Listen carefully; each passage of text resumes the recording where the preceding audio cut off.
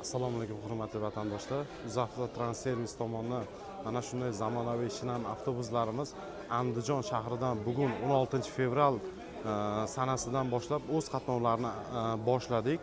Kimda kim ketmoqchi bo'lsa yoki qanaqadir savol yoki takliflar bo'lsa, ekranda ko'rsatilgan raqamlarga murojaat qilib biz bilan bog'lanishingiz mumkin.